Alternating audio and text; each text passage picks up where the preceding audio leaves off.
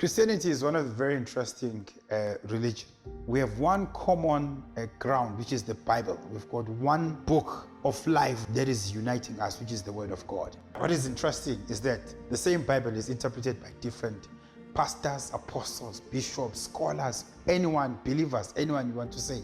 As a result, we've got multiple and different doctrines as believers. The truth of the matter is Christianity and uNkulunkulu yedwa, not Jesus mkhulu afuthi yedwa. So we started the Power Hour, not because we wanted to create a division, but we wanted to encourage engagement for people to sit in the one platform and discuss. I think this is how we should worship God, and I think this is how we should be living as Christians.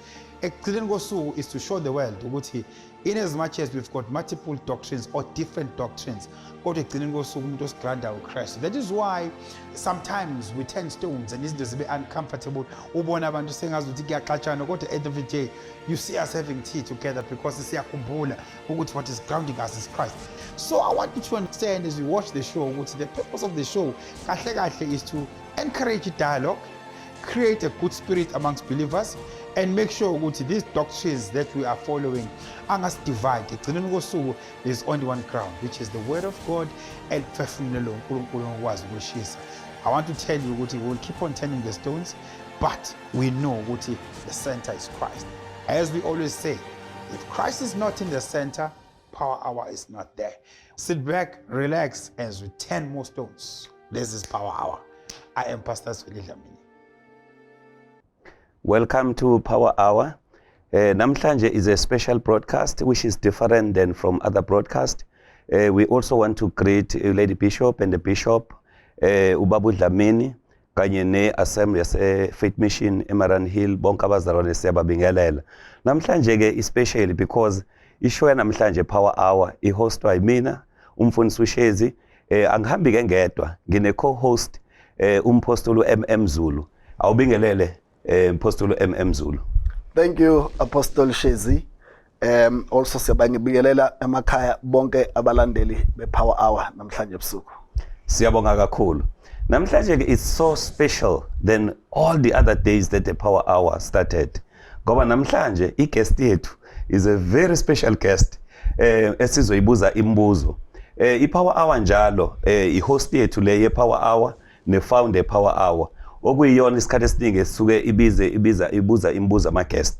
Kodwa ke namhlanje uyena ohleli kwe-hot seat esizombuza imibuzo. Eminye imibuzo ke sizoyibuza namhlanje imibuzo ekade ikhulunywa ngabalandeli be-Power Hour. Naye ngiyafisa ukuthi i-guest yethu ekhona namhlanje our special guest ukuthi naye asibingelele. I-special guest ke yanamhlanje umfundisi uSiba okuyena we-founder Power Hour Dlamini, umfundisi uZweli Dlamini.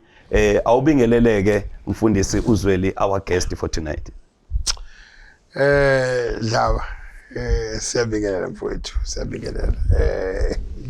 Mageba siyabingelela. Thank you. Hey, la ngihlala khona akujwayelekile.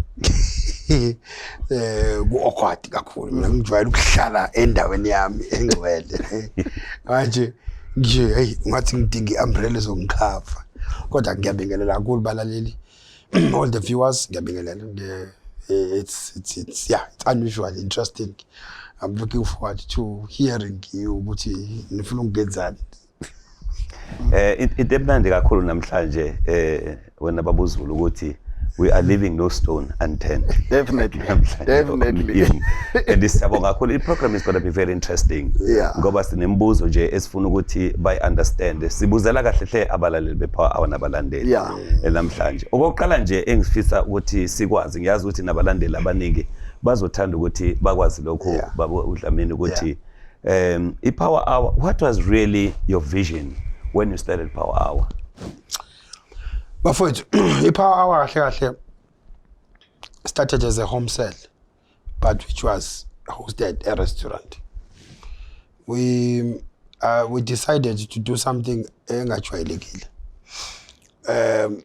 Sakhula sazi ukuthi inkonzo, i-format yenkonzo ihamba in a particular way. Mase enkonzweni kufanele ukona uzohlabelelisa.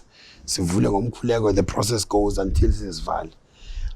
And that structure is followed in almost all services that we do. So we came up with something which let's have a fellowship nabazalwane and move home cell and have a different setting home cell where we go to a restaurant after work, have a cup of coffee nabazalwane and we discuss izilengos. Now you can understand ukuthi ukususa abantu from a mindset ukuthi fanele bekhona ogidayo to a setup where you walk in with coffee, ushumayela uphethe coffee and you have a discussion. And two, we always encourage ukuthi because is setting la khona relaxa khona, if there's a question as I preach, do it. Abafarisi babeza uJesu eshumayela bambuza ama questions uJesu aphendula. So ipower yasiqala kanjalo. We started with 10 people who were attending this home cell. Yagcina inkulu sagcina sesivale restaurant iBellevue Cafe eKloof. Njalo ngolesithathu we packed. And it was different people, not just some base AFM, but different people, and we hosted different speakers and we had topics, and we always had topics that were moving out of the comfort zone. Now inhloso enkulu kwakukuthi ke si encourage abazalwane ukuthi bangavele nje bathatha into eshiwo umuntu bese beyayilandela without checking scripture. Izwenkosi was always the center and the foundation to what we were talking about. Nama speakers, that's why I invite her. We made sure we bring people who are going to take them out of their comfort zone. I mean, I remember I invited one speaker who had my secretary what us go to gain billion to take value cons. And but I value cons. And then speaker said ngafana into engavulwanga yini because mindset abazalwane ukuthi masiphume singathandazanga kusho ukuthi there is a problem. So sasisamu not ukuthi singathandaza, but we were saying uNkulunkulu akangayenza umuntu ouniform. So ke yaqala kanjalo ipower hour kwase kuba khona lockdown. Makuba khona lockdown kwavalwa ama restaurants, as you remember, kwavalwa yonke into oyenzeka lutho. Then said no, we can't stop this. Let's do it online. So invite inceku zikaNkulunkulu. So kuthe makuvulwa nje i-opportunity ukuthi ama media houses can combine. So qala ke saba invite ke sayenza online. I will be very honest with you. Lockdown was a blessing because it took something. When we closed, I think we had about 200 members who were attending the power hour on a weekly basis. But when the country closed down, from 200 people, it just thousands of people now are tuning in from all over and from their comfort seats, and it has invited a lot of people and a number of them. So that's how the power hour started, and then says figure last much. Yeah, this is so interesting. One of the things that I know ukuthi abasibhekile njengamanje nabasilaleli also want to know ukuthi power hour has got a lot of responses. Did you expect to have such responses and also to have many people tuning in and listening to these topics? Because when we saw in terms of the views have increased tremendously. Did you expect it or it surprised you? Makeba no Dlaba, I'm a person with faith. I'm driven by faith. Ngumuntu okholwa nje ukuthi anything uNkulunkulu engicelayo noma into esisethayo uNkulunkulu ubeka isandla sakhe bese siyaphumelela.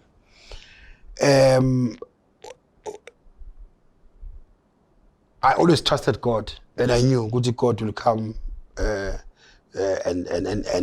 bless what we are doing and make sure ukuthi yenzeka. So when we started, there was a suggestion, no, let's do something small, with low quality, as long as people will tune in and basis lenkosi. And I said, no, I will not do it if it's going to be low quality.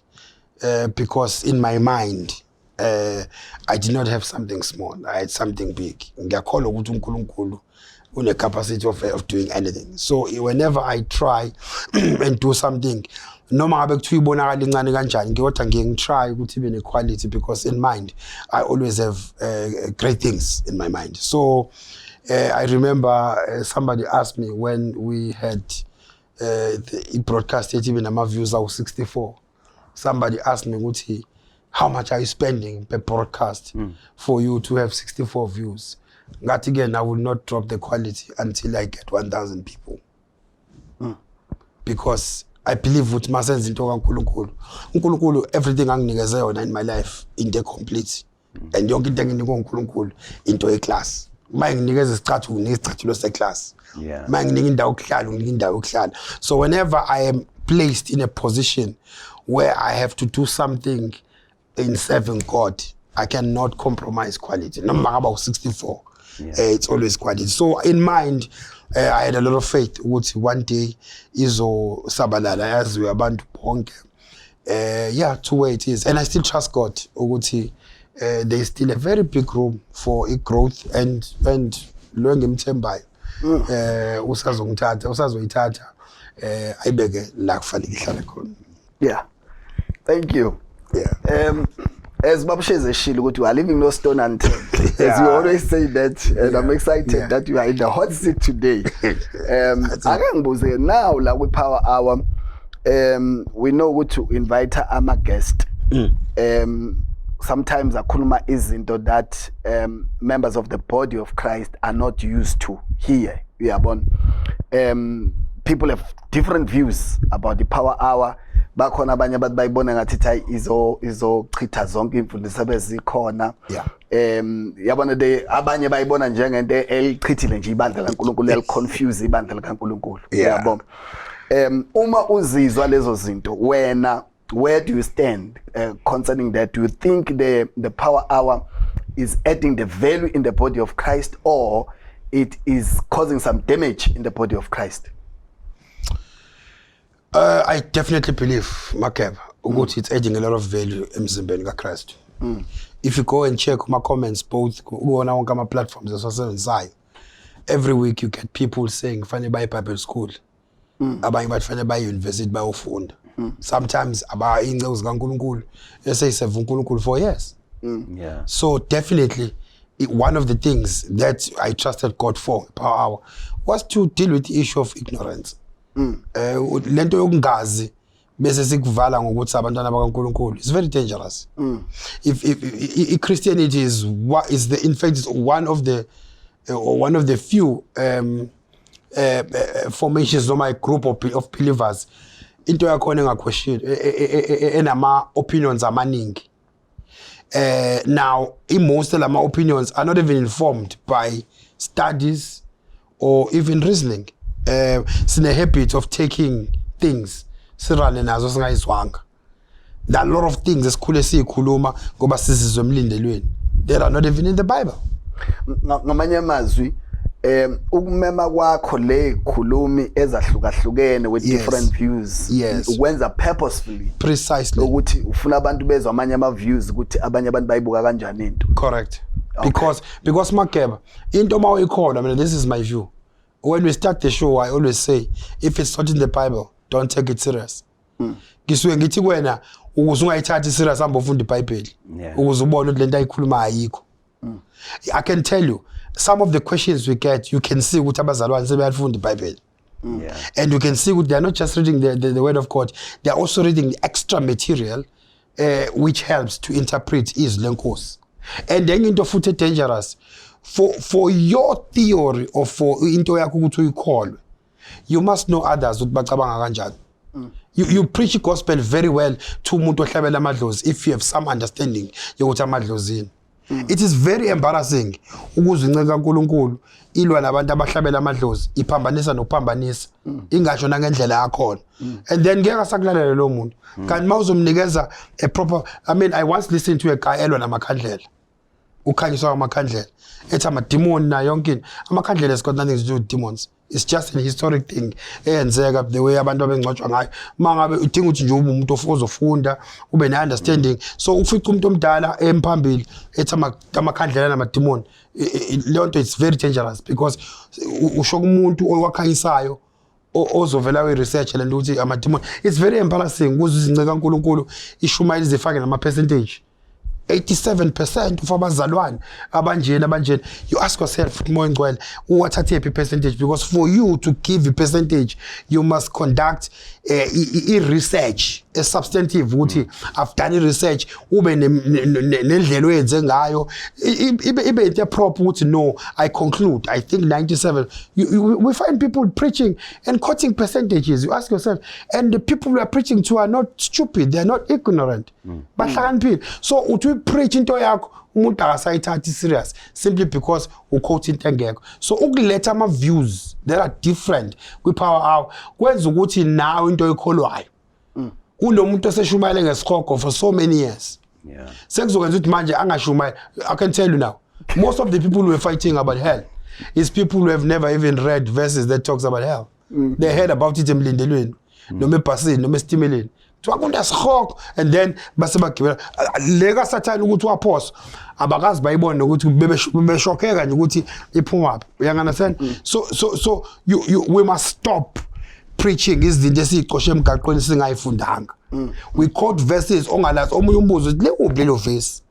Umuntu omdala adakhola athi sibusiwe sanje siphangu nesabukwela ubuzo uthi mhlonishwe lekuphi lelo verse. Athi ukade wasinisa ulazi lo verse uthi ngivezele omunye azabe efuna uba physical uthi liphi ngivezele. So we must stop, we must ngoba abantu esishumayela kubona bayayifunda lezi. You know I always have engagements with ama Muslims. The way they read our Bible kushayisa amahloni. One of my friends uyisulman ngangangena library yakho kunama Bible awu 11 different versions. Yeah. Angije lelo ulifundela ngoba ligood ngale lelo unama reasons and you ask yourself ukuthi lo muntu ulifundelani le ngoba akahlangena no uthi ufuna ukuthi understand kahle iQuran yakhe nokuthi akwazi ukuphikisana naye kahle nathi thina sithi musukulibela uengage no go and read. So ke ukuletha ama views azovela athi umuntu uJesu sebuyile yabo wena usugijima isikhathi eside kanti vele nawe ukwazi uyifunde leyo nto wayithatha nje ixoxa umuntu. It's very dangerous. Ifunde ukuze nawe ukwazi ukuthi so inhloso akubona ukuthi ngizama ukujika umzimba kaKristu ukuthi uthathe a certain direction. No, I'm saying understand ukuthi there are different theories within into yabazali. Understand that and one of the other reasons that we also believe in ukuthi we must learn as abantwana baNkulunkulu ukuthi we can all coexist in one place singabi zitha. Yeah. Because thina sinenkolelo ukuthi umuntu mewasha into esingahambisani naye sivala indleba ngisasondele lo muntu sathana no hlala naye ukuze azasizakala. Because I believe ukuthi umuntu othi uJesu ubuyile mina ngikholwa ukuthi uJesu akabuyi umsebenzi wami kumsiza ukuthi ngimbonise ukuthi cha akucheckela ama verse ngicabanga ukuthi ingcwele isabuya kunokuthi ngivele ngithi kunosathana ofikileke namhlanje no engage but we are scared of engaging and we have to see block ngani sivele sithi nje into kaSathana. Yeah. Baba Dlamini, every Yes. show it's got some lowlights and highlights. Yes. What is your best in all these topics and the shows that have happened? Do you remember, can you pick up one that you feel ukuthi you walked out being fulfilled? Yeah, it's a show when I invited somebody. Wafike washoka abantu singalindele sonke.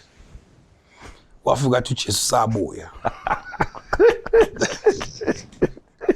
That show ngaphuza amanzi. Mawuhamba kule ama clip ngezwe umphimbo wamoma onke because I was not even ready ukuthi izobe iqhamuke kalandlela ngoba sathi kade ngisamnika ithuba bathi yeah but we don't have to waste time because she isikhathi labuye so yabo awuzilunga yabo that's one of the shows that young this one I was not ready for.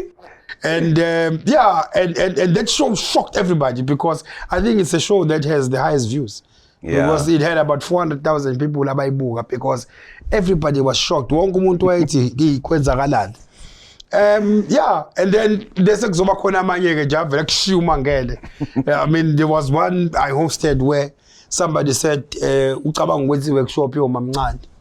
That one I was not ready for that comment ukuthi ngizince kakhulu ukuthi iplan ukwenza workshop ukufundisa omamncane ukuthi yabo le ngasala ngimangele ngathi show yabazalwane yabona so yeah there are shows akusho umangele.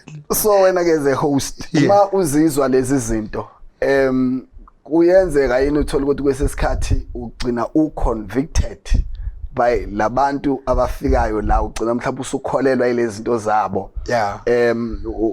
Umiko uphi wena ngoba sigcina singabonanga ukuthi abanye bakubona as if upromoter ubabiza ngoba uzoyipromoter uchitha lokhu ebebekwazi ukuthi umikona so kume kuphi in fact before you respond ngifuna ueda wena babuzulu ukuthi I think it's part of this question ababuzulu ukuthi kuyenzeka yini kuze kube ne show ubu believe in a certain way kunele kufike abantu abathile baveze perspective that you didn't know before bese na ufila convicted ukuthi ba right ugcine nawe ushintshe position ngoba we can admit ukuthi la we show we always don't know where you stand. No,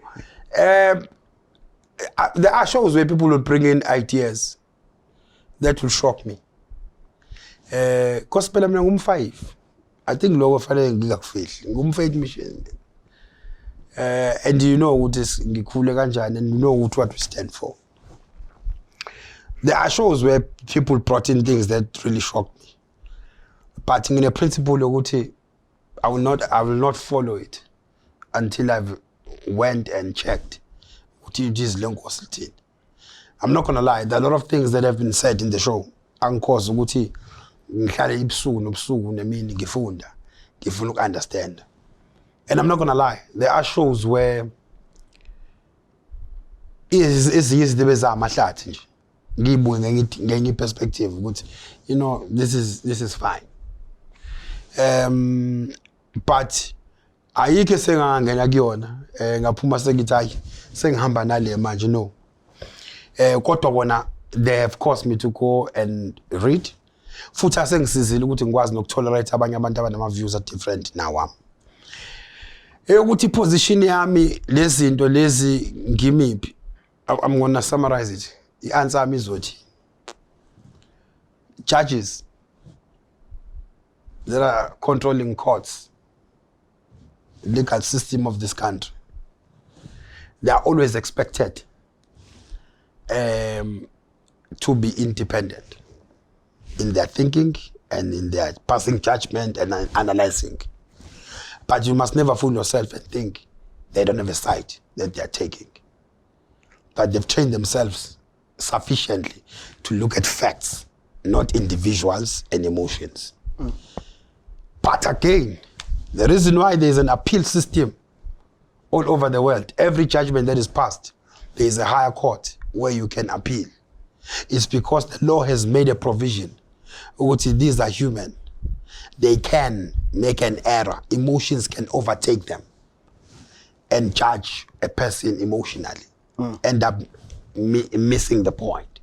So hingako kunama appeal systems ukuthi ukweche regional court then bese uappeala appeals court noma high court depending court oyekuyona, because law has made a provision. And that is why they even have some cases where they will have assessors, a panel of judges assessing this case, and they will all write different judgments so that they can come up with one version of a judgment, because umuntu naye the potential of error or when's the error. But let us not fool ourselves. Every human being will take a position.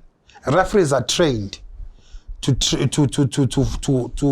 conduct a match for 90 minutes. Yes, soccer, using a set of rules. But from time to time, siyambona we-Chiefs, ukhona we-Chiefs. You can ask coach uPenny Makadi, you'll tell you ukuthi lo ngiyambona. But ngenxa ukuthi abantu siyawenza ama errors. Kuona wonke ama topics asuke khona, I do take a side in my heart, but I have to stay neutral so that I do not put lababanye under the bus, because it's a platform where people are sharing their views. But certainly I do. And I want to admit, sometimes I look at shows. There are a couple of shows where I have erred as a human being, where I've gone too far, sometimes pressing the other side that I don't maybe agree with. And I think I also have to admit, there is a show where I have, this is a thing. I need to tell you, yeah, no, there is. I do look at watch the show. Sometimes you pinda.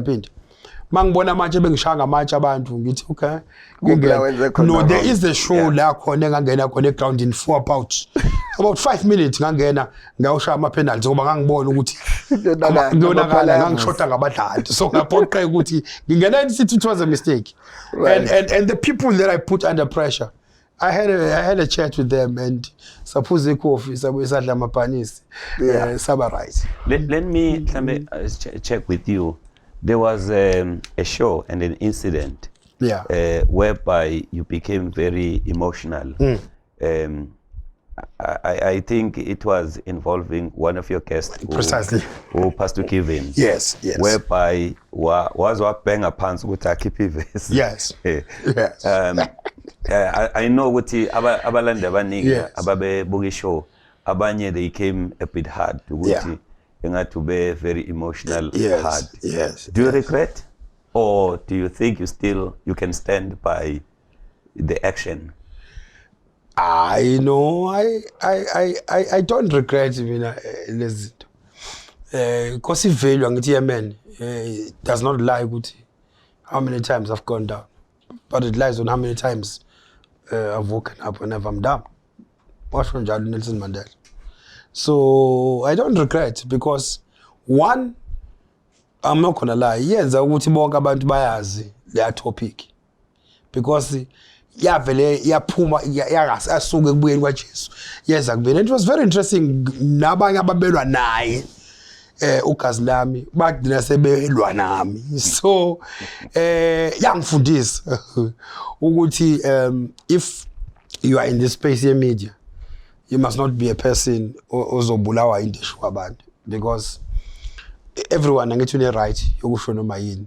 But when I'm not gonna lie, hayi bangishaya ngamatshe ama viewers bathi ngithi ngiyangena nje wonke umuntu wayengithekile naye yonke into. But the nice thing is that umuntu esasenayo show he understands ukuthi this is how it goes. Naye vele bahlale bemshaya. So in fact wayehleke ethi namhlanje waziwaphumula kushawa mina. I think it's a day for me to admit ukuthi there's about 5 minutes lapha na where engadlala egroundini iverse I think ngalifuna harshly because ngangilifona iverse ukuthi liphi iverse yabona ngisalindile kodwa lelo verse ngiyathemba uNkulunkulu ngo2022 ngolithola lelo verse. Enye into engifisa ukuyibuzela abalaleli. I-power hour ibukelwa abantu abasabancane enkosini ababuthakathaka bese kuba khona abamatured.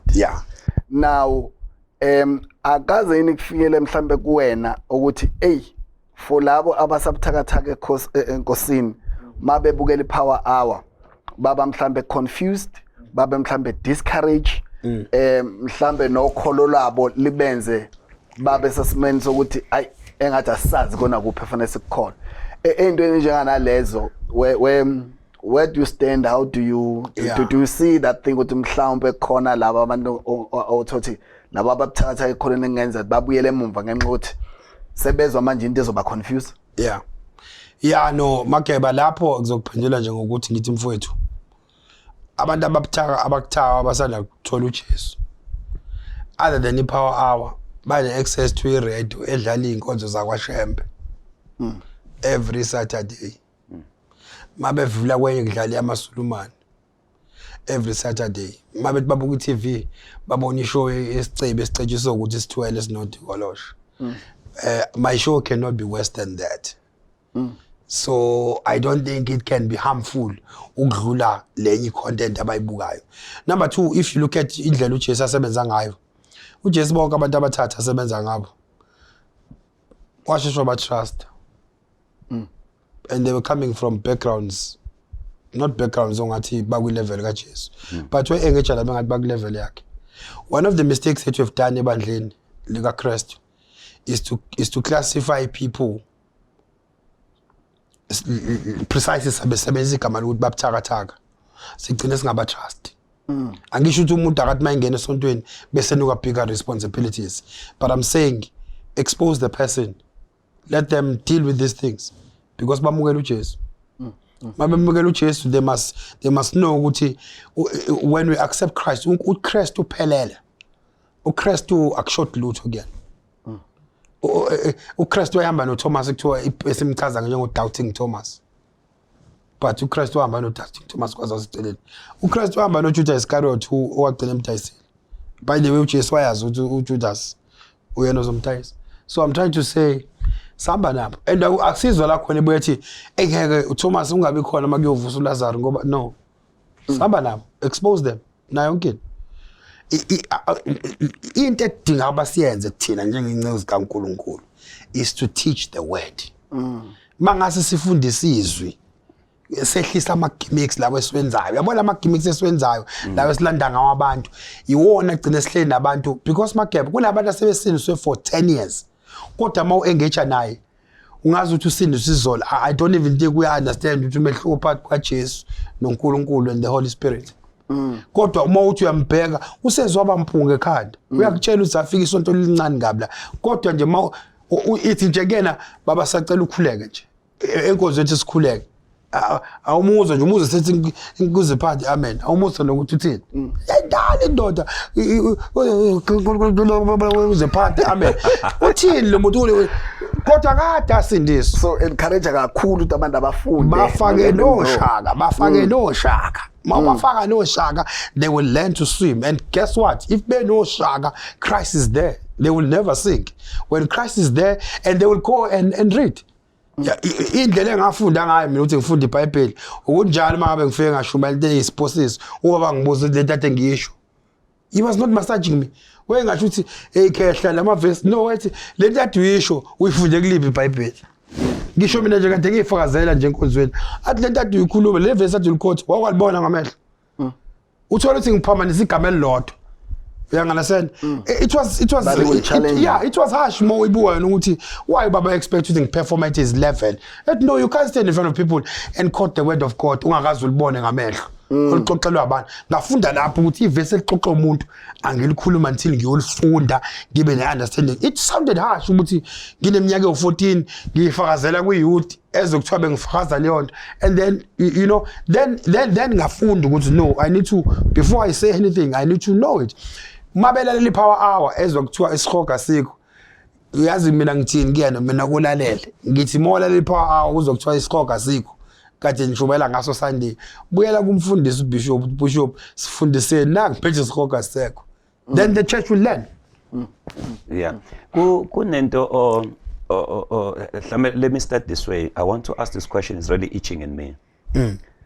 When you start a power hour, you say the center is Christ. Yes. Which is the word. Yes. Because Christ is the word. Yes. It's based on the word of God. Yes. I heard people, I think now you did mention Ugoti 5. Yeah. I heard people betti me I'm evangelical. Yeah. Nami by background I'm an Anglican. When people make these statements, does it mean they must stick to their conviction, your organization, on the expense of the word? It doesn't matter what the word says. Or does it mean while they belong alapo, ababe flexible? But there are things that might be incorrectly done by denominations. Yeah. I've seen it many times. I want to be emphasized with it. Mina I'm this. Yeah. Before actually opinion. Yeah. Which makes it Uguti is being this more important than the word, the Bible.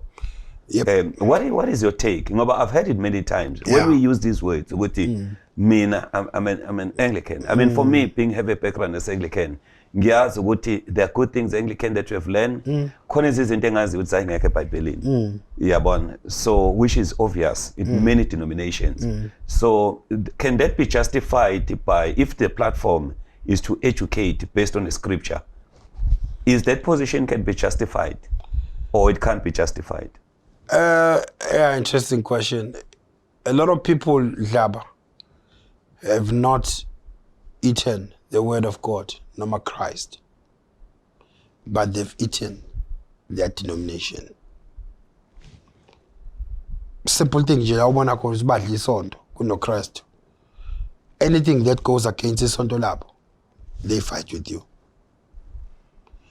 When Power Hour started, at the right hand corner of the screen, Power Hour, because I'm proud, wouldn't give member lang konzakon. So, as part of advertising, we are associated. So at the corner of the screen on the right, there was Ispambano, SE logo, Yebandle Nkonzaklona. to show you which people have eaten the brand, not Christ. They would stop engaging on what has been spoken with platform. And they will write letters to me. Betty, by disassociate now, and when I was saying, when I start Power Hour, this has got nothing to do with the church and guns and Lord. Now these are just views. This is just for advertising and to say I'm proud, I'm a member. I realized that people are no longer engaging on the scripture, but they're engaging on ibandla. I totally support ukuthi umuntu abe nebandla, a family la belong akona. But I totally disagree with any structure that will move Christ from the center. Ayikho denomination engenawo ama-errors akhona into eyishungayelwayo ezingekho eBhayibhelini. At some point ngingane I was convinced ukuthi abantu abayizulu kuphela abantu abakhonza FM. As I grew, my parents told me ukuthi there are a lot of people in the FM who will not even go to heaven. And there are a lot of people who are not FM who go, but I was so convinced because the way I used to hear people speak, ngangisho ukuthi kuyadlalwa assembles, ngangisho ukuthi nje egospel kuyadlalelwa. Ama-ministry kayingabala, uthiwa nje uyodlala umfana omncane ecathule icitshile. Uvela ubona ukuthi nje inceka kaNkulunkulu vele ithatha ilahlwe phansi. Futhi ke babebizwa ngamahlumbu ukuthiwa usho labafana abahluleko ukuphathwa. Yeah, but there was a time la khona amabandla asedrophen njengalelo rano Dr. Roberts elalithathwa njengebandla nje labantu abalimele kuthiwa nje mawulimele ulimele mawulimele kaMathaba uhlula umngcwele kaBaba uMathaba uyolahlwa kuBaba Roberts. You understand? Sakhula ke sazi ukuthi nje akekho umntwana kaNkulunkulu eChristian Center onomoya ingcwele ongamthola khona. But mase simdala nga realize ukuthi those are saints, those are believers, those are righteous people. And the word is preached, and they had programs that were good for the body of Christ. Even in the early days. Now, denomination, that's why Power Hour we bring different people from different churches. Because I want to show umuntu ose Anglican as ukuthi angashungeza umuntu on the background as FM. Azi ukuthi nomuntu wase-FM azi ukuthi uManglican ukhona ogcwaliswe ngamandla kamoya okwazi ukushumayela prophet enze yonke into umntwana kaNkulunkulu. And I go as far as even on our Sunday services I invite different preachers because Babu Shezi ibulele lento umntwana kaNkulunkulu khonze 5 meke wangena Anglican wafika kugqoke imjiva yakhona uyazi uthini. Oh basically bekudlalwa ke namhlanje bezidlala lapho uthi uyalalela uthi inceka kaNkulunkulu ishumayele into egcwaliswe ngumlilo kaNkulunkulu abayizwanga because so leyo yama denominations isishaya bazalwane noma semlindelweni usuku umshumayele ngithi hayi uNkulunkulu akekho nje ushumayela ngisuke nami ngishumayela. So it division emzimbeni kaChrist inkulu kuleyo area uyibona ngama comments. Go and read the comments, you will know we are so bad to a point ukuthi you know ukuthi umuntu mawathi ufuna usibaba usibanibani mawuthi uyabheka ibackground yakho vele assembles because ukhona ukuthi isolution yale yonke le nonsense ise assembles. Ama denominations babshezi I can openly say I support people who must have homes where they fellowship because vele sithanda into engafani.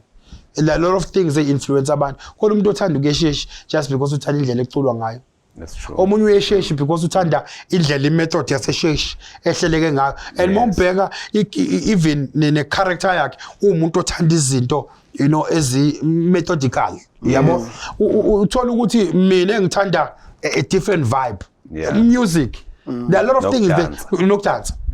Nama ministries futhi kanjalo. Mayephuma uyazi target market yami ila abazodansa ngeke ubafice beyixaka ngezinye izinto. So I think mina there's no problem with that. But the moment le denominational subscriber kuyona yagcinisa uChrist uyakwenza ukuthi wahlala esihlalweni of judging, then mina I have a problem. Yona nto ke esidila nayo ke lapha. Uyazi ngisacela ukubamba le babuzo khona enye engishisayo based on what you said. Yes. Kunama bishops across Joburg and across bishops, apostles that are well known. Ade be commenta bethi into kaSathane le into letho uSathane uzodukisa abantu. Yes. But what was worrying ukuthi bebengavuli verse. Yeah. Bebekhuluma nje. In fact baze bathi shuthi sekuyivangele elisha laseThekwini. Yeah. What do you say to those bishops? These are credible men. Yeah. Aba khuluma nge-platform as a platform kaSathane yamadimoni. Yeah. Elethwe uSathane ukuthi izodukisa abantu. Izochitha ibandla laNkulunkulu. That's the word they use. Yeah. What do you say to those people? I've had some of those bishops bebhala online. Some of them have phoned me. Bengitshela ukuthi ngivuso uSathane. Hey bazalwane ngeke ngibe nje ngivuso uSathane. Sathane anayi capacity ukuvusa into nje. Lento ngisho ngenkulu into beke. uSathane nje akanayi capacity yokuthi angavusa into nje. Naye nje la ekhona must be shocked. Ukuze ukuthi une capacity yokuvusa into nje. Yeah. Ngumntwana kaNkulunkulu. That will never change. Now, ekubeni umntwana kaNkulunkulu, angiyena umntwana kaNkulunkulu ngoba ngivuka abantu. Ngumntwana kaNkulunkulu ngoba ngumntwana kaNkulunkulu. At some point yayingihlukumeza lento. Kodwa again, I was taught at an early age. I got home one day, angry. Ukuthi a certain group of people labazalwane bebekhuluma ngami. So I was very angry. I went to my parents. Ave ngasho ukuthi sibani Sunday ngizobashaya. And abantu abadala labo ukuthi ngizobashaya. Athi baba ubashayelana. So ngichaze ngithi no bangishwayela kabi ngo1 no 2 no 3 angiyazi into abakhuluma ngayo. Bengaccuse. Why say to baba, if you are planning to be great like I'm raising you, go to be great man. Ungabashayi. Kodwa mawuplan ukuba ordinary man hamba ubashayi. Ngathi mina ngobani. Why said every great man every day will always have somebody obaccuse abajijela ngamanje. Whether they know you or they don't know you. Kwangenzela example kwa president of America. Wangitshela upresident of America makhona iphutha lenzile siyalazi la eSouth Africa kodwa sikaze simmeet. Sithi better kabi singakaze simbone. Every great person, people will always have an opinion ngabo. They will speak as if bayamazi lo muntu. So I said, if you are a person who's going to be offended by comments and allegations and critics, then take a back seat and don't be great. Just be an ordinary person. Kwangisizanga lokho because if I see abantu abadala, some of them are even over 60. Belahlekelwe umbono to a point ukuthi babona ukuthi ngiraise uSathane. It proves ukuthi ikhona uNkulunkulu dayibeke kumina. Instead ukuthi ngiphathe kabi, nginikeza i-excitement ukuthi no. Kusho ukuthi lento engangitshelwa abazali bami ukuthi great people will always have abantu abazobashaya. But I also want to say this, in as much as nginaleyo mindset, but I'm very open to suggestions nasekubonisweni. Because there's also a danger in being driven by greatness. Noma uma upush ukuthi ufuna ba great. Ugcina sometimes you arrogant and proud. Ugcina sewulahlekelwa na direction. Yeah. Noma bethu show it in my comments our 800. I read them because I want to listen to what people are saying. And my followers, they know I try. Maningi abantu abanginbox I try and respond to them. On my platforms, I have my office number and my email address, and I respond. I answer calls to people I don't know. Some of them bangibhalele ishow on with Siba, because I want to learn from people. So those who are coming to me constructively, honestly, I listen to them. And some of my brothers, Manning Bizil and Siba kanje, I listen because I learn from people.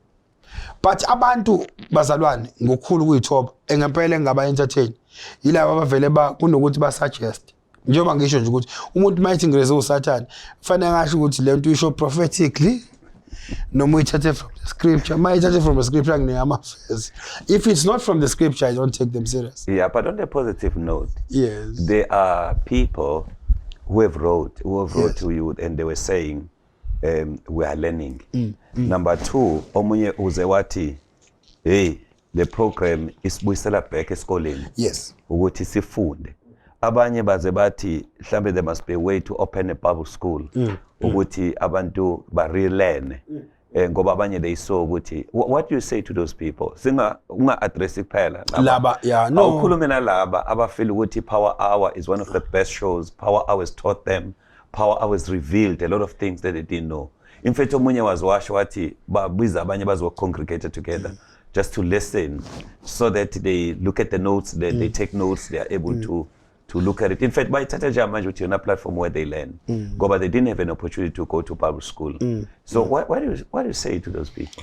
For the shares, I want. Thank you so much for this question. I have to say something to them, but I also want to say something to those who have written comments but disagree with some of the things that we do.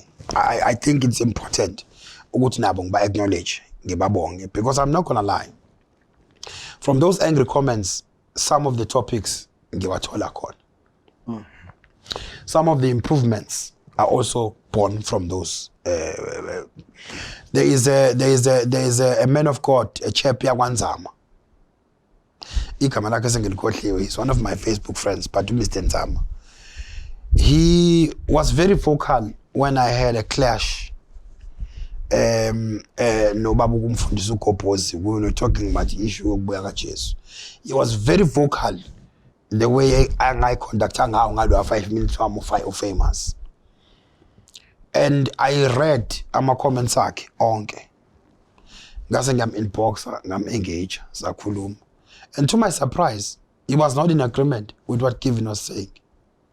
But he was saying, allow him to speak so that the body of Christ can learn to which powers go funda by defend the land, not my emotions. The way he was fighting for Babu Kopos, I was convinced that he and Babu Kopos are following the same school of thought. Then I was very impressed. The guy is criticizing me. Go to Yabon Uguti, une reason. And then we ended up becoming friends. Njalo mangabe kune topic eshisayo ubona ngaye sefakumlilo uthi ayikashisa namhlanje sihleke because noma exaka kodwa uyambona ukuthi inhloso yakho ufuna kuvele the other side. So I want to encourage those people ukuthi guys keep on sending the stones. They are improving the show. They are also helping others to engage. Yes, there are those who are, if they are taking to a point ukuthi girezo Satan, that one I cannot say it's helping. It's not helping because ngehlonipho befundisi ayikho ngaparenting ngilinka cishe ngathi Lucifer ngoba ngisazi Lucifer ngophela uLucifer bamthethe ayikho ke whatever ke ngochiyane benokugoboza bazalana ngazi noma ngizulu Lucifer mhlawumbe ngithi the former Lucifer ngoba besimsizo no rather you if it's beyond the safe side to be safe bazalana usho ngezulu Satan I think into kuhlanganisa English Trevor ngiyasa uTevin yabo uma ngisengiyasaba but nje those who are sending those comments no siyabonga kakhulu no we really appreciate them. They are keeping the fire burning bese kuthi kulaba how are giving us positive comments. Thank you so much. Siyabonga kakhulu nangabo because it's encouraging. When you do something, kube khona umuntu oncomayo. Noma ngabe kuthiwa about 50,000 bayalo. Kube khona about 10,000 abancomayo. Sivele siphambe izandla simbonga uNkulunkulu. We really appreciate leyo support yabo. And bazalwane, it costs money to watch Power Hour because of the data. But they still take time to watch and comment. So we really appreciate them kakhulu. Laba basupportayo. And we have received a lot of comments. Akhuluma ukuthi kuyafundwa ku Power Hour. We have engaged a few people abathandi lokufunda. In fact, we've also spoken to you Babu Shezi. We are looking at something that will do even beyond Wednesday, where we'll have another platform which won't be a public platform for those to engage on certain topics so that we can learn. Must fit my questions attend. So we trust in God. One of the products that we're going to launch next year is some closed group for anyone who's a man of God. ukuthi sikwazi ukuhlala phansi and have these discussions thina, you know, si-engage kona so that we can learn ukuze mayiphumela kwi-public sikwazi ukulokhuza ngoba inhloso enkulu is to edify umzimba.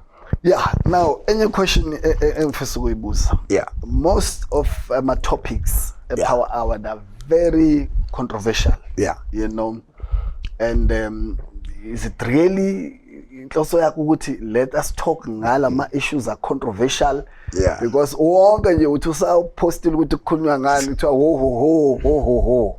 Okwesibili bese kuba i-issue of certain guests. Yeah. Athola more platform. Yeah. But uthola ukuthi bakhuluma izinto nabezi controversial bese kubuye ngathi upromote bona more. But abantu ayisikhathele. Yeah. Is it because abekho mhlamba abanye aba addressa le topic kangcono kunalabo suke esebaziwe ngathi ba ama favorite power hour? So 2 questions. Yeah. I-controversy. Yeah, i-controversy ayibazalwane. Uma ufuna ukususa ama myths nokuthi mawufuna ukuthi abantu basizakale, unfortunately it comes bundled with controversy. Mawufuna abantu bagxeka isithembu sebelifundile izwi lenkosi bazi ukuthi balwa naso ngasiphi izathu, because masovele sinje umntwana kaNkulunkulu akasithatha isithembu. Ngeke ungakusho lokho umuntu ozalwe ngo1950. Umuntu ozalwe manje ama-2000 angakubuza ukuthi ngobani, because they will just go on Google bakutshela amakhosi uNkulunkulu awathandayo ayinesithembu. Uvanushe nendlu. Vanushe nendlu isabuza ingane ngqonqa. And mawususha nendlu uphendula ukuthi shut up ambolala kanti yabo usufakwa ipressure yi-2000. Now ukusiza noma ukulekelela ukuthi umzimba kaKristu wazi ukuthi into mayichitha ngaliphi mayisabotha ngaliphi. It goes with controversy because umfundisi kuyaziwa nje emhlabeni ukuthi nesithembu akuhlangani. Na umfundisi then mayise host abanye abafundisi athi omunye isithembu asinankinga kuzoba ne controversy lapho kumnyama kubofu. Nje lapho nje kuzongqonqa. Yabo nje khona umunye sakusam host angazi kwasekwenze njani ebuzwa nami ngiyibuzela nje ngithi mina wena isithembu kasithatha yo throughout the show that's no ngeke ngisithathe mina isithembu soze ngathatha isithembu noma ngathola ithuba soze kodwa ngisho ukuthi amehla umuntu kaNkulunkulu awayisho lento ayishoyo inyama iyasho kodwa umoya uyanqapha. Ngithi mina mase sesithandaza ngithi umfundisi wami nangu mama usethi ngena ngempela ungathi cha ngezinceke kaNkulunkulu lithi look makushumuka impela singambonga uNkulunkulu singeke. You know yabona ukuthi ngeke i-controversy futhi ngeke ngabe khona. And mase kwafika la kwipower ucile sekungena lezinto eziningi. I mean sizokhuluma angisazi noma sasikhuluma ngekuthi can you lose in sikhuluma ngomusa nange salvation insindiso kwazwakala sekuthi uPaul kupossible ukuthi wayeshadile. Yabona ukuthi leyo nto leyo straight away umuntu olalele osekhole for 23 years awuze ukuthi uPaul wayeshadile yena sayibizanga athi hawu madoda uPaul wadela yonke into. Next thing uzomtshela manje wena uPaul esemshumayela kangaka ukuthi uPaul ungenze ukuthi wayeshadile. Nizokubana straight away uzodina umuntu because yini lento eyishoyo. Abanye bayika lokushada bafuna ufana noPaul wena uzomtshela umuntu useza phela yazi ukuthi uyaza ama-levels le-evangelini umuntu uqala ebizwa ngegama akhule ujawe mase sekule level kaPaul akabe sabethi ubutches nobhuti uDlamini uyabona bokwazi kuseyirazo fana badashada uPaul manje wena umuntu uhleli la uzomtshela ukuthi uPaul wayeshadile leyo nto lezo susumsitho uyabona. So i-controversy Mageba iyenzeka lena yokuthi ke kunabantu who are coming with a different school of thought who abathola more airtime. Isizathu lesi Mageba, I'll be very honest, we search yethu it's easy to find abanye abakuleli side le school of thought. Okay.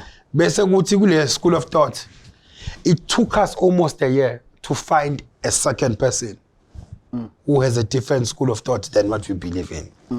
Or it was some introduced about a year or two ago. It took us more than 12 months where I must sit on my leads. There's a guy who has done research naye who believes ngale ndlela. Yabona? Now then it will not be exciting if in fact I'll just be repeating what we've been preaching all the years. If ngizovele ngithi nasi school of thought isizodwa. Now kugcina ke sekwenza ukuthi I found a couple who were supporting the school of thought esivamise ukuthi sibonakale siphume eceleni. Ngabathinta ngathi ake nisondele wathi mfundisi Dlamini ngeke ngidlule ngisho estudio. Wathi ngiyabona ungena wathi ngisho ukudlula nje eceleni. La abantu bethona kanje. So bona bathanda ku Facebook kodwa masuthi wozana hayi babaleka ngenyawo zombili.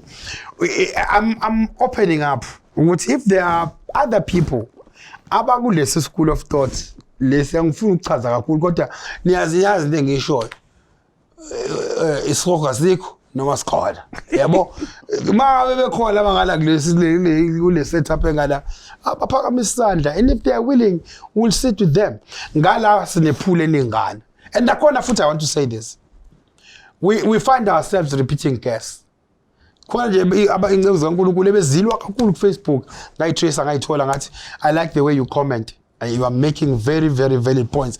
Ngicela usondele ku power hour athi mfana wami nje angeke ungibone ngiza lapho angisondela ngithi umuntu kaNkulunkulu ubulwa nje athi no angisondeli lapho. So baningi balele khona la akekho ufuna ukuza kanti ngenze iring. Oh yeah. Ngithi akuhlalwe phansi kuboniswana. Yeah. So we still invite them with our best. Yeah, on that point, I still also admire. I know what there are cases where Bishop Skakan. Yes. White magnetanga is wagahle. We are for. Yeah. So do you also encourage abanye? Certainly. Some have got a pending issue. No, are they welcome? Bishop Skakan uyalishaya ucingo. La office nathi bafundisi umzimba usuhlazwe kakhulu. Yabona manje uma labafana sebethi kwasihoga sekho. Asivele sophusa. Yabona usuke selimele umuntu kaNkulunkulu mayesefona kanjalo ngisuye ngimazi naye usuke selimele. Bese ke Bishop awusondele tuzanje and bayefika uBishop akasichithi isikhathi 30 minutes is done useqedile wababeka endaweni yakhona. So encourage others to do the same. Ukhona umuntu othi njena ufuna ukuzodila nalento. No sithe thina crew. Sirete. Yes. I've seen a lot of people abanye makukhunywa into abangayithandi bethuka abazalwane. Swearing. I mean literally. Ngeyhlamba. I've seen it too. Abanye baze ubona ukuthi kube babonana physically. Bagcine babona sebelento. Kusesekwenze njani? Shezi ihlamba evela laphayana athi kuyisho seyinto kuthubena lo takumeta mina babshezi ngayisho iningi ihlamba emzimbeni kaChrist evezwe ipower abehlisa abangcwele ihlamba elapha zamangalisa inhlamba elaphana ngithi mina abantwana bakaNkulunkulu abehlisa ivali no kuyathukwana ngendlela esibanga and uvela ungazi ukuthi manje kuzothiwani.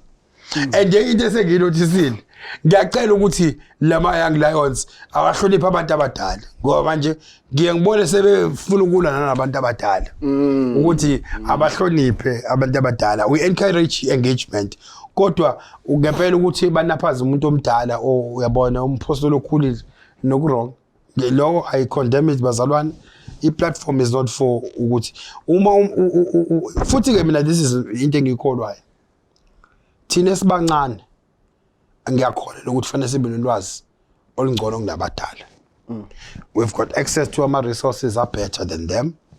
Izinto seziyakhanya kangconywana. Yabona ukukhona izinto abadala abayithole sekulate thina sizibone manje kuseeli. So we must always have that in mind when we engage them. I'll give you an example. Ngiye ngithola request bethu ngihlanganisa umuntu omncane nobaba osemdala osekhulile. I usually don't entertain those requests. Not because ngithi akakwazi umuntu omdala ukukhuluma. I have to be mindful ukuthi the way thina sakhusha ngayo ama youngsters nabantu abadala uyacabanga ngibeka isinye eselikhulile lihleli nomuntu omncane kuzobonana nti power izohlamba lazabantu abadala kunama discussions amaningi even nakwezepolitiki onakala eSouth Africa oniwe ukuthi nje kuhlanganiswe umuntu ongangobaba ubuthelezi kodwa wazi ukulinyiswa nomuntu omncane umuntu omncane aphendule ngokudelela bese kube ngathi akusathi kube ngathi inhlangano yakhe isidelela abantu abadala. So I'm very mindful ukuthi mangithola ama request adinga abantu abadala no ngiyangithanda ukuthi abantu abadala ngcono ngibe no one on one nabo basho view yabo. Ama youngsters ka sengayifakela manje umuntu omdala esihambile kodwa I don't want the situation la khona yabo kona la studio kuyekushisa impela ikhona ion kodwa kushisa impela. Have you ever had an experience mhlawumbe ukuthi ama guest aphikisane la athi noma sephuma ubone ngathi thina kushubile mhlawumbe bathathe I debate ese studio behind the scene? Look kuphunywa ku tense kodwa ngiyinsist ukuthi siphuze ikhofi lela coffee siyalikhulekela ukuthi alifaka umoya wokuthula ngoba usukubona ukuthi khona iziyazi yaphenduka ziyadudulana kodwa ke uthola omunye uzogcina sebohla nayo yonke. Some people are not matured unfortunately. Uthola omunye usephuma la useyolwa nayo impi ku Facebook. Omunye uthola ukuthi yabo mina I believe ukuthi people have a right to say whatever. Yeah. So in a nutshell as we are about to close this sincane kakhulu isikhathi sethu, does it happen to you ukuthi mhlambe ube ne guest oyibizile njoba kuwena host ishow agcine mhlambe seba emotionally challenging you bese manje kuba wena ngathi wena uphendula imibuzo noma uyena usuhost mhlambe because of passion ne conviction no push into mhlambe asuke efuna ukuyiphusha kanjalo? Does it happen to the show? Kwenzeka any incident or example? The one that comes to mind, we are trend futhi yagcina trender incorrectly. It was a show la khona ngangihoste khona umprofeti uMakecha umfana Dlandula. I-topic akona isathi is it still Christianity kusawu ubuzalwane lo. Inhloso yokumbiza sasizokhuluma ngendaba abantu abashumayela inyanga nayo yonke into ezosikhanyisela ngoba prophet igama elisetshenziswa ilanguage yethu ukushaya begide nayo yonke into bacule bashumayele into yethu. So sasifuna ukuthola ukusawukholwa yini kusayi-Christianity nayo yonke lento. So ke sambiza kwi-show and we had a discussion naye.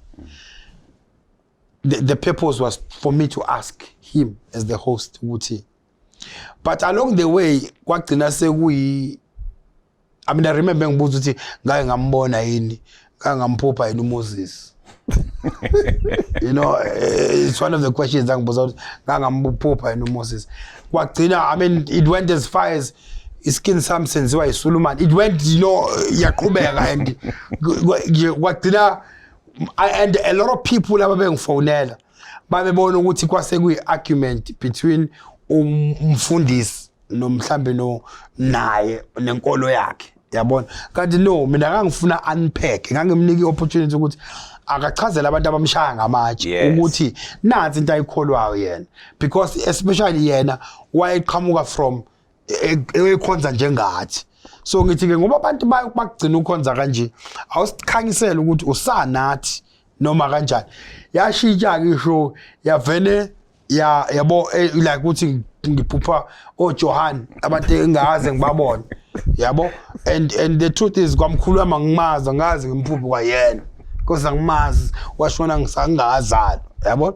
So le show le mawibuka nje manje it appears like it was two pastors bebenkwesitalweni zidudulana kanti no imina oyehost kodwa yagcina nje manje abanye bazibabhala bathi engathi ama stones manje asefuna uqhuma ngapha la ngapha ngoba kwaqhuma iBhayibheli ngala uqhuma iBhayibheli ngala. Yeah, so it is that show definitely come focal tool. Have you ever had an experience whereby a show I'm a guest akhuluma ngezinto that end up being funny?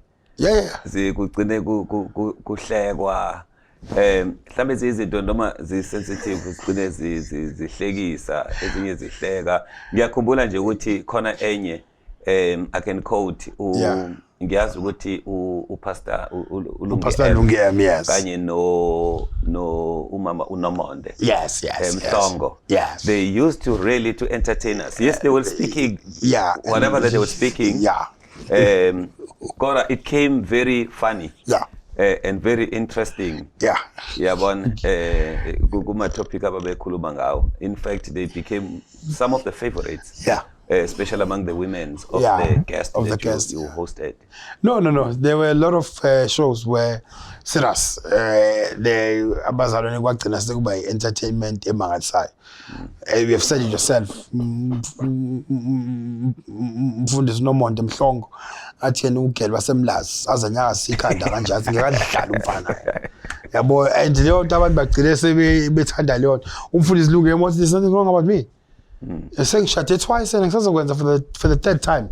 There's nothing, you know, lezi zinto zagcina sezikhona. One of the shows yangihlekisa kakhulu mina, it was when one of our guest pastors wayehlalele eceleni engekho part of a panel. Uthe mase kukhulunywa ngabantu abashumayela inyanga ikhona hotel ezinyanga yavele abantu umuntu oyihlalela lapha kwepanel gezo lo hle ethi ngena mina lapho manje ngoba mina angikho kushow yabona. It became very, very interesting because umuntu kaNkulunkulu engalindele ukuthi isiphambo soqhuma kuyena ngoba akekho kuma camera yavele yamgagula lo kanti ukhona estudio wathi njengosibani bani yasiyamushwa igezi into yakuphuma ethi ngena abantu mina la kulento. So yabo it's ila uma shows bese kuba khona engela khona ubaba uSikakhane ayidinwe kakhulu. Khona la idinwe kakhulu ubaba uSikakhane edinwe indaba kaJwala. La khona ethi abafundisi bathumela keep on play. Yabona ngene wayedinwe to a point yokuthi wayegqoka ijazi. Yonke equipment esisuthi simfake yasakaza kaphansi ngoba wayeqeda inkulumo yakhe seyibambe kanje esevula amehlo mic efana kabikiyena waseyibambe ngesandla. Yabona la ngabona khona ukuthi uFosi uSikakhane udiniwe wathi niyangizwa manje kanti bakhona. Wabona wadinwa to a point ukuthi thumela noTekoloshe benu benzela kumina ngizofika ngibaqhasamule ngempaba kayibona ngabothi no namhlanje angisaze as a host fanele ngenze njani. So we see a lot of things. A lot of things. Another funny one that I think it was a special broadcasting for youth. Kona owangihlekisa kuyona ethi uma hamba mhlambe is a man of God is walking with someone usuloku ukubikelela kwathi umfundisi uhleka ngiyakhumbula umfundisi uhleko lapha into ayikhalela wayekhalela ukuthi ungihlangana naye emall ehamba nomunye umzalwane other than umngaki wesifazane uthi akayithandi lento ukuthi mohlakana hayi uthi amen baba unjani uyaphila uma uthi isho la nto uzama manje ungivezela ukuthi mhlawumbe uveza lo ngoba uthi khona wrong hayi le wayichitha impela kwakuyiyouth day wathi akayithandi ngahleka lala wathi hayi akayithandi le nto. Now I remember that one, which it was a very unique program because the audience yakho was there. Yes. And it was very exciting. And people babezibuzela umbuzo direct and bathole ama response same time. Is there any hope that in the near future maybe you can also have a similar setup where you'll have an audience be part of the recording bazibuzela imbuzo bona direct? Definitely Makeba. We've received a lot of requests from people bafuna ukuzoyibuzela directly. We did that once off broadcast which was a success. I remember one of the questions that came from the floor. One of the guys was senze njani umfundisi sishela intombi zethu.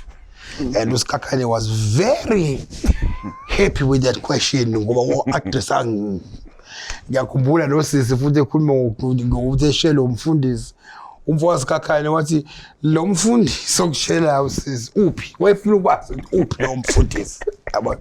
So it was very interesting because people were asking those questions. Into esibambile ukuthi singabi nawo ama restrictions e COVID. Because we also have to follow the rules. Singakhosi problem. But ukuba kuthiwa iCovid ayikho, we are planning ukuthi siwa balances kube khona if azoba njengalawo ajwayelekile bese kuba khona la khona abazali bezobuza khona ama questions. So we just in God ukuthi as they reduce negciwane liyehla ama infections ngo-2022 we'll then have those events la khona abantu bezobuza khona ama questions. Yes. Yeah. Now another question. Yeah. With the power hour as abanye beyibuka njenge platform enama controversy, yes, right? Yes. Nawe Yes. you invite people, Yeah. abane controversy, you are the host, abanye but this is your platform, you should promote into kholelwa kuyona. Yeah. How is the reception now mawusungaphandle kwe-power hour meeting labantu abakriticizeayo laphaya mhlambe nabefundisi ke sokuhlangana nabo mhlambe khona ongathola ukuthi nawusamukeleki kwabantu abathize ngenxa ye-power hour noma uma sebekubona you are able to engage with them and give them the picture ukuthi I know I'm not promoting the agenda wrong la. Reception injani, how are they receiving you pastors? Because many nje bakade usho ukuthi abanye bathi hey uvuso usathane ipower hour kaSathane and all that. How is their reception outside? No, I'll be very honest, abafundisi abaningi they are receiving me very well. I'm by God's grace basangi-invite nokungi-invite. Mhlawumbe siqale ngabazalwane la bengikhonza ebandleni esinabo. Oh yes. Abazalwane esikhonza nabo bayithanda ipower hour. Abazalwane esikhonza nabo they know ukuthi sikholelwa yini. Ba clear ngento esishumayelayo.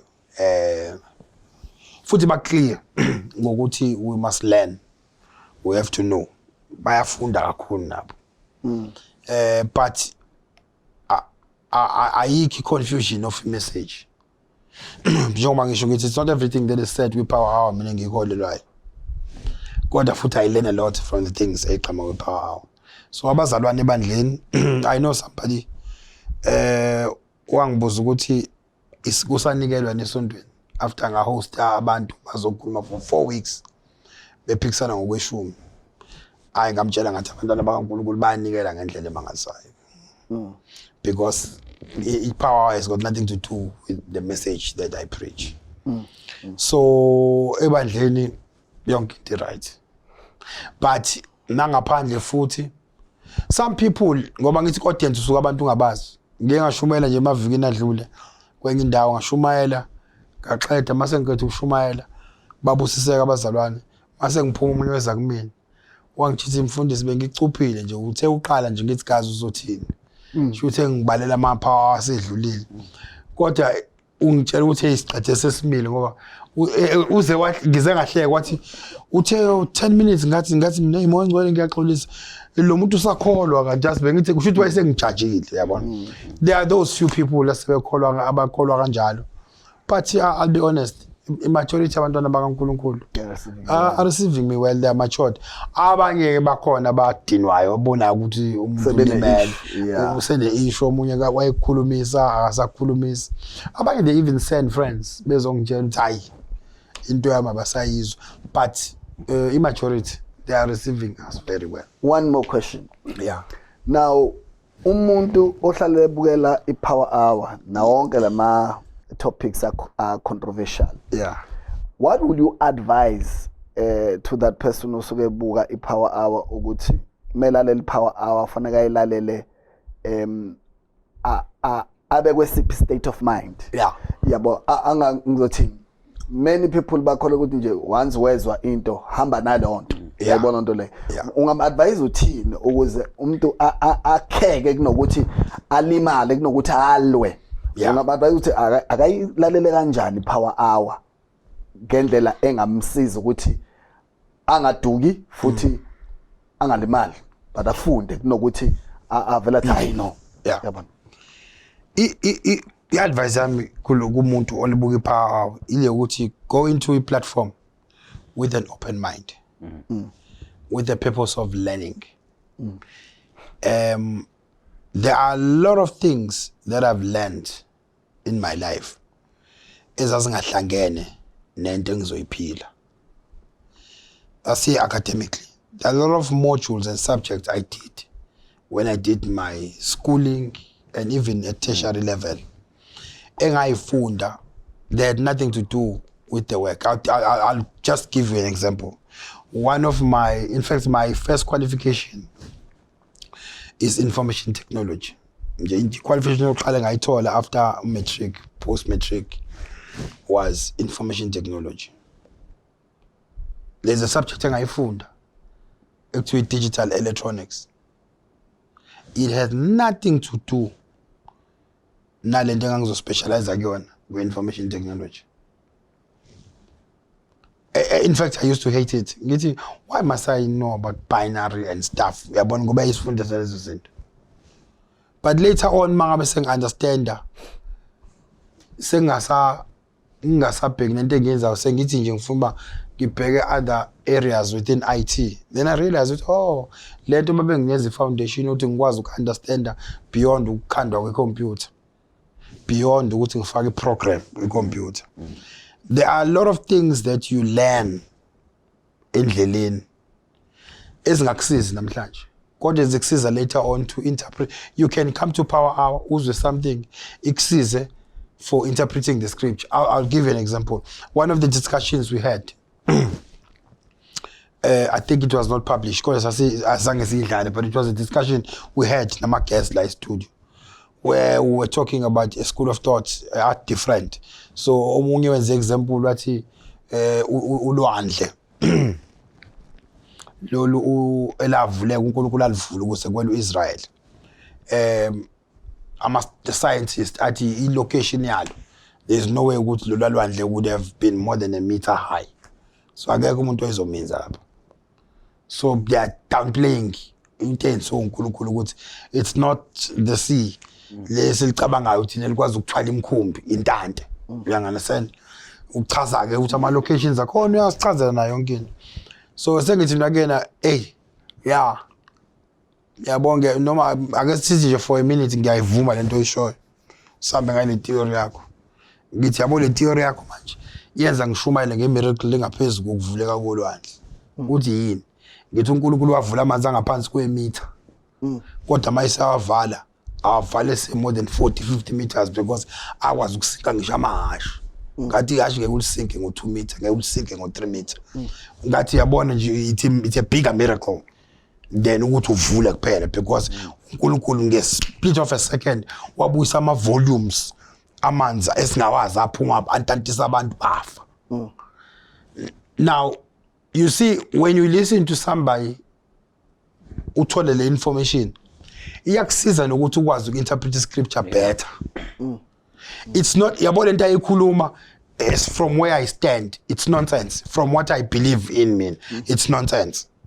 Yabona into ngishoyo because if it was a meter kwangabhutwa ngani kuwela babemeleni bengaweli. Angithi yabona ukuthi maningi ama-holes kule theory yakhe because i-focus yakhe isekuthenini usebheke geographically ukuthi no it's a meter then babengaweli ngani because u-1 meter udingisha ukwazi ukuwela yingane nje uyibeka emahlombe umuntu ona more than 1 meter can walk aze afike la yakhona.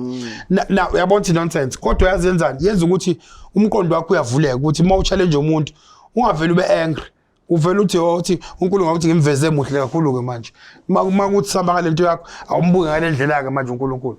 When you come to Power Hour no ukuthi akuyona yonke into ekhulunywa ku Power Hour ezoba correct futhi ezoba biblically correct but futhi ayipromote but iyakuyona mase uyayilalela umuntu bangabethi kune possibility ukuthi Paul wayeshadile musuku umthuka ngena kwi computer ufunde ukuthi uPaul wayenzani futhi mina even encourage ukuthi do your own document because one of the things yebe ngithethe about the platform where people can engage beyond ama videos ukuthi mangabe ubabsheze esho certain thing here I will allow you to post your paper in response because Yeah, ngoba true. sokakhana so uma ngabe babsheze ethe there is a possibility noma vele conclusive athi Paul was married, then I'm saying go in and study, take your things and study. Bese ube ne document uthi for the following reasons nali verse nansi into eyenzeka nansi history Paul was not married, put it on the platform. Hayi futhi uthulwa no babshezi uyazwenzani nayo uyamchallenge ukuthi babshezi go and read more ngalento okhuluma ngayo. Yeah. So umuntu oza kupower hour musu kuyivala indlebe makushiwo into ongamsani nayo. Balale uJesu wayebalalela abaFarisi bakhulume naye imfishi ende mase baphendula and if you look at iart kaJesu wayebanika isikhathi bakhuluma thina sibanika isikhathi besikhuluma kunabantu abake bashaya ubabhobhozi esakhuluma engakayiqedi nepoint lakhe sebeyabhala ama comments sebeyamshaya uJesu wayenika isikhathi bakhuluma uyazi bese ubona ngani mase ecedile bashaya one answer baphinde emuva sebeconfuse bephelile. Listen to them. If you are not sure, don't say anything. Go and read. Ipower yonda ukuthi sizokuphendula no learn. Ingakho ngithi it's not linked to a church. Nesiphambano esitshekile saskipha because I wanted to make it clear ukuthi umuntu angasho ukuthi uzofaka imfundiso zasesontweni lethu. It's a platform where you can learn. I'm sure ukuthi izoba clear kakhulu lento mase sine platform where people can engage online by sending documents, sibe ne weekly discussion. Umuntu azopresent into ayishoyo nayo uthatha ivideo yakhe encane we upload and say I want to challenge into ayishoyo babZulu for the following reasons. In that way sizokhulisana naye babZulu challenge ayo angayithathi personal lawo efaka iwall yakalwe no lokho se discourage asihlakane la ku platform angikusupport mina ukuthi sishayane ku platform bese uyaphuma wena uyovula yakhe igroup ngaphandle uthi ngifuna ukulwa nepower no as-engage la ku platforms siphikisana la ku platform ukuze sibe strong. Nangomunye umbuzo la sibalukhulu ukuthi do you think the African church is ready to engage in intellectual discussions? I'll tell you why. Because in a lot of professions and platforms, odokotela, they argue about medicine, new discoveries. And they challenge each other. They study more. Bahambe nama seminars. Most of the different academia, law, they do the same thing. Ngoba izinto ziya advances, ziya change. Uma kunama cases, for example, there's a lawyer that I work with. This lawyer, ngithi lawyer, masikhuluma into ethile, makuyi new thing esanda kwenzeka. Uzothi bazwa ko consult babheka ama documents adlule ukuthi ayikho into enje kayenza. Law takes precedence. Ukuthi ayinto enje yakenziwa yadilwa kanje. Do you think African church ngoba what I've noticed ukuthi abantu baze bathi into kaSathana nani ingoba they're not used in a different view. When umuntu has believed something for 30 years, 20 years, bese kufika one person asho nje one word, it destroy yonke lento. Imenza ababe emotional, abanye bazibathuke nenhlamba nani. Do you think the African church is really ready? Or also I've seen abefundisi abanye baxabane bagcine beba enemies just because they debated and disagreed on something.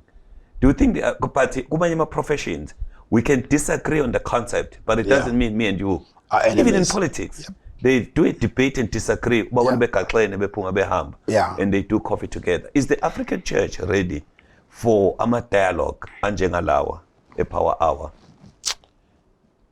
We are praying and we are working hard to prepare the African church to be ready for that.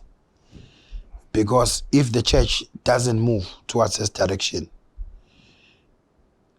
certain buildings will close down at some point. Certain buildings that we call churches and certain organizations that we call denominations or churches or whatever you want to call them, they will shut down. Because the whole world, each generation is now much, it's a generation that questions. Take your kids. Your kids have guts now of asking you, "Ugopi baba? 9:30, ungakabuyi, ugopi baba?" When I was young, leyo nto ngake ngikwazi ukuthi ngibuze baba muthi ukuphi. I-generations nayo ukuthi ushumayela angene kwi-tablet agoogle nje into eshoyo ukuthi khona neBhayibhelini. The church has to be ready. Mawubuza ukuthi sikuphi manje, I think that there is a lot of evidence which says asikho already. If sisahlulwa ukulalela omunye umfundisi eshumayela, ayina nokuthi semini. We have a problem nje ukulalela umfundisi eshumayela. We go to churches ngoba simenyiwe. Asinje ukuthi ngiyakubona masiya ngoba iconference siyo support. I'm talking mina on Sunday nje ngithi I need to hear the word. Ngiyakaba Shezi namhlanje. Fika ngene ngihlale emuva ngilalela ilizwi lenkosi and go back home refreshed. Ngifundile. Ngizwe enye perspective. If uyabo manje mase nje ngisuke nje ngingena emotweni yami ngiyo ebandleni lamakatholika ngifike ngohlala emuva ngilalela ufather ekhuluma. Pictures will trend. Ukuthi Zweli ave semuva esemakatholikeni. I don't think it's ready ukulalelana. Uma ubizi workshop ebefundisi wena oyibizile ucheck ama credentials akho ukuthi uba. Even if it's a platform, there were times where with friends, as you know, Babshiz, we tried to do these things. People will come and you'll hear comments.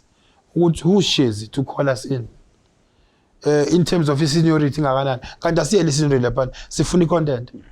Na platform futhi ivuliwe ukuthi ungafika nakhona uthi guys ngicela ningifeaturation ngifuna ukukhuluma ngeoffering. Guys ngicela ningifeaturation ngifuna ukukhuluma ngemshado. People will look at you and say ubani before us attend into. Say attend into ngoba if kufanele kube umuntu orespectwayo osatshwayo. Kuwesike futhi mayivela phesheya. Mayivela phesheya asiflocka khona asibese checka ne content. Ukuthi le content ikhona yini. I believe befundisi ukuthi Africa has got enough resources and skills to skill the believers. I believe we've got enough scholars who can help and educate our pastors angafundile. Ebandleni lethu kune program ekhona ebandleni globally lebandle nkonza kulona bayibiza ngePCD, Pastoral Continuous Development. It's a program esebeyifosile because they are forcing indaba ukuthi fanele sibe developed ukuthi umfundisi maseve logbook yokuthi uye kuma seminar amanganga unyaka you get points ukuthi ngifunda incwadi noma ngibhala incwadi ngipublish le material ngamenywa kulama seminars ngawo present ipaper.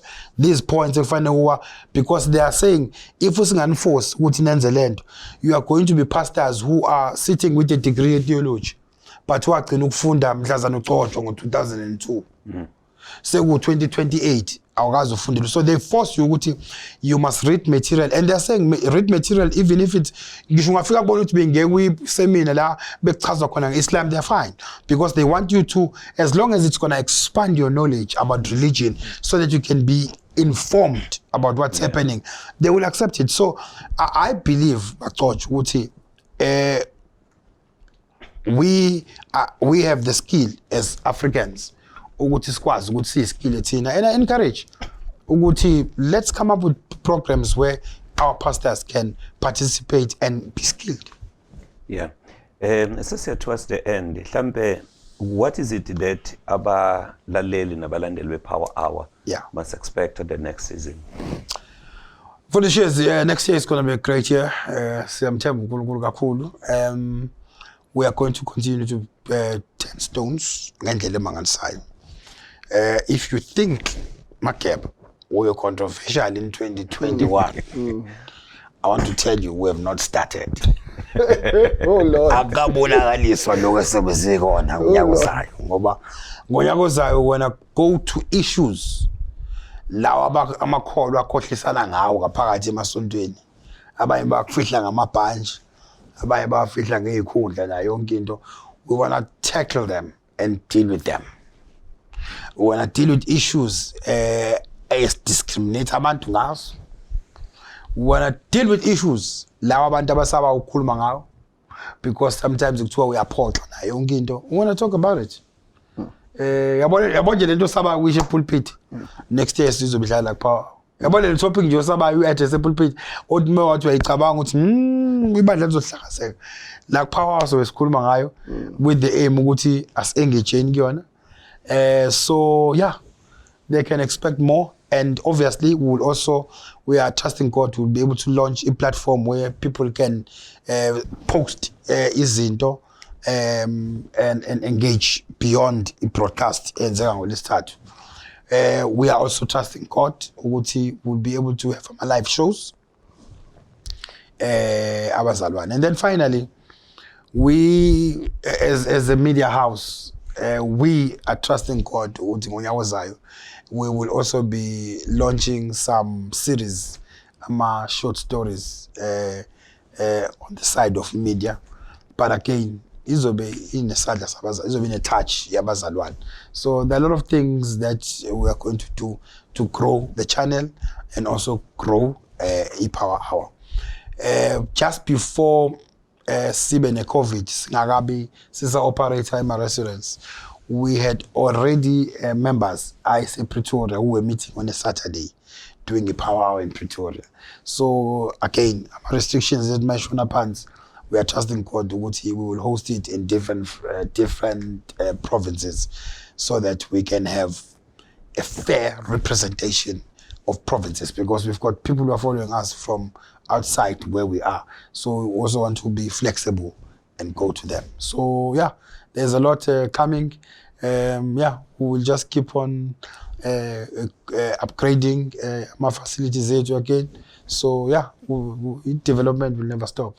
Kodwa nje I can assure you ukuthi first ibhand lento saba uyikhulume pulpit. Yabona into esaba uyikhulume pulpit. Sazoke sibabuze nje ukuthi kubona ukuye esontweni uJesu wayesonta yini. Yabona nje sazoke sibuze lo mbuzo nje uJesu wayesonta aphi. Nje kunabanye besonta eRolic.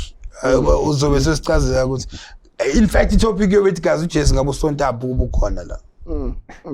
Siyabonga. Elokugcina mfundisi uZulu mhlambe as we wrap up. No, thank you so much. Oqala asibonge siba ukufaka kwi hot seat and siyakholwa ukuthi yonke imibuzo esiyibuzile imibuzo ebi relevant abalaleli abake bayibuze bebefisa ukwazi ngayo ngawe nange power hour.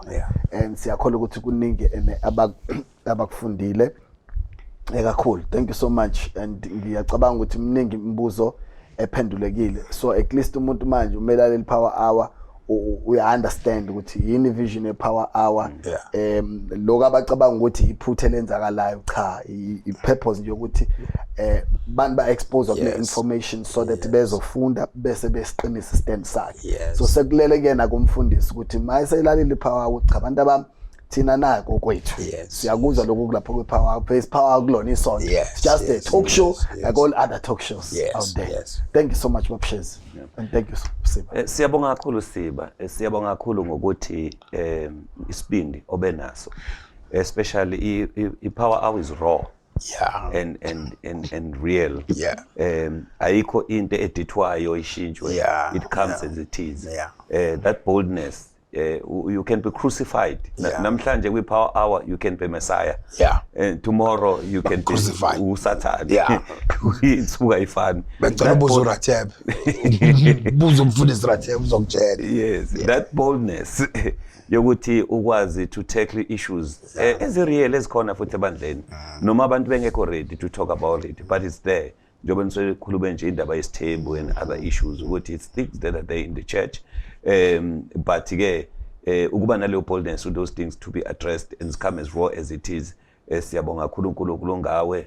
I want to assure you ukuthi the program is a blessing. Thank you, sir. Irrespective, every time when people are learning a new thing, kuba nama issues abaningi abakhona. But what is nice ukuthi uma ungenza ama statistics ungadiscover ukuthi baningi ababona ukuhle kunalokhu ababona ukubi. Ukuthi kwesisikhathi abantu ababona kubaba louder than the people that see the goodness in it. But the issue has helped to educate a lot of Christians. We lay platform ukuthi bakwazi ukufunda abangatholanga ithuba lokuya Bible school. Kodwa nje manje bakwazi at least bathola ama basics. Yabona kanjalo. So siyabonga kakhulu even for today for this show. Kakhulu nomfundisi uZulu ukuthi abe khona and do what we did today. And thank you very much. Sesivala nje ngifuna ukusho lokhu lithi iBhayibheli, wisdom build a house. With the knowledge it is established. We need to know ukuthi ulwazi ilona olakha abantu. If usifuna ukwakha ama-strong Christians that are grounded, we need wisdom and also we need knowledge. Ngoba iyona ezosenza sibe grounded. Siyabonga kakhulu kubo bonke abaleli Power Hour. Thank you for your support for all this time, and we're looking forward ukuthi nimeme nabangani benu all the new season elandelayo ukuthi nabo bazojoin. Utshele nabanye ukuthi ikhona iplatform enjengale Power Hour. Good night. Siyabonga.